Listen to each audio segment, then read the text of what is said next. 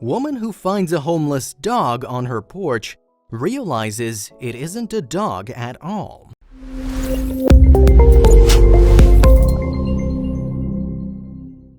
What would you do if you spotted a sick, injured, or otherwise helpless animal? We'd all like to think that we'd do the right thing and rush to help. But sometimes fear or concern for our own safety makes us take pause. For California resident Sharon Bertozzi, however, that protective instinct came without hesitation. When she saw a weak animal on her front porch, she immediately sprung into action. Little did she know, this creature had quite a surprise in store for her. One afternoon, Sharon discovered a small furball curled up behind a vase on her front porch. She assumed the animal was a very sick dog and quickly decided to help. Sharon placed the poor creature inside a small cage she had in her garage. Though she knew the dog couldn't be kept in there for long, it was clearly better than nothing. The tiny pup desperately needed help. Fortunately, Sharon had the phone number of a local animal rescue team on hand and dialed immediately. Sharon had called the City of Folsom Animal Services. Thinking things were about wrapped up, Sharon was told something by rescuer Cindy Walden that she could not believe. The sick dog Sharon rescued was actually a female coyote who was suffering from a particularly bad case of mange. She had such soft eyes that relayed the message of "help me if you can," Cindy said. Gold Country Wildlife Rescue, GCWR, came soon enough and took the coyote to their shelter, later naming the animal Princess. Luckily, GCWR was specialized in providing care and rehabilitation for coyotes. Princess was eventually taken to Sierra Wildlife Rescue Center in Placerville, California, when she was feeling well enough. There, workers continued to care for her so she could make a full recovery. Here, she was able to interact with other coyotes, which came as a huge relief. It had obviously been a while since Princess was able to spend time in the company of her own species. Princess soon became friends with the two coyotes she was placed with. Both were around her age and eager to get to know her. The three of them seemed to get along well, much to the relief of rescue workers. Princess and her new coyote buddies developed a close bond while they were at the wildlife rescue. Workers knew that it wouldn't be long until they were released back into the wild. That day finally came, and the bonded, healthy coyotes left the comfort of the sanctuary to learn to fend for themselves. Thanks to Sharon's kind-hearted gesture, Princess became the adult everyone had hoped she would.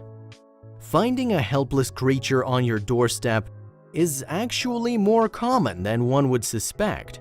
Just ask Alexei Khaideev of Siberia, who looked out of his front window one morning to see this. While trying to leave for work, Alexei couldn't move his front door. Something seemed to be blocking his way. Little did he know, it was a living thing, much larger than himself. Alexei lived in a remote part of the world, on the edge of a Siberian village called Salantsovye. There, you'll find plenty of snow and incredible wildlife. Mysterious door jams, however, weren't so common. Alexei's neighbor Galina said he wanted to go out of his house, but the door was pressed by someone from the outside. Through a crack in the door, he could hear something strange. It sounded like a low growling. Alexei took a peek outside and he was immediately shocked. There, right outside his front door, was a fully grown Siberian tiger. How the heck did she get there? A scared Alexei quickly retreated back indoors and made an emergency call to the Ministry of Natural Resources of Khabarovsk to see if they could help. Since Siberian roads are especially bad in the winter, the rescue team was slow to arrive. The tiger spent all the day on Alexei's porch until the emergency team arrived, said Galina. Thankfully, the rescuers were able to tranquilize the big cat and examine her. They found that she was 10 years old and actually had a few major health issues. Unlike other Siberian tigers, this one on Alexei's porch didn't have any front teeth. She suffered from serious gum infections, which likely made it difficult for her to eat, hence the exhaustion. How could they help? The rescue team had no time to waste. They began their urgent care while transporting the big cat to the nearby Amur Tiger Center. It was the only place that could save her. The team first checked her for gunshot wounds or knife gashes, any kind of sign that she'd been hunted, but there were none. She was very malnourished, which unfortunately indicated a sad truth. Had this tiger sought out Alexei's neighborhood out of desperation? Rescuers speculated she had. Director of the Amur Tiger Center, Sergei Aramilev, said, "The tigress behaved absolutely peacefully, as if she was waiting for human help." However, the tiger began behaving like a wild animal once they reached their destination. Sergei said, "The animal, though she came for help, will not allow us to approach her. She may not have had teeth, but she still had claws." Sergei elaborated on just how complicated that made matters. In her current physical condition, it's deadly to put her under an anesthetic. Yet without this, it's impossible to carry out active treatment, so what could they do? As if the stakes couldn't get any higher, the tiger was part of a dying breed. Only about 500 Siberian tigers existed in eastern Russia, according to the Siberian Times. As a female, she was an essential part of any effort to help carry on her species' survival.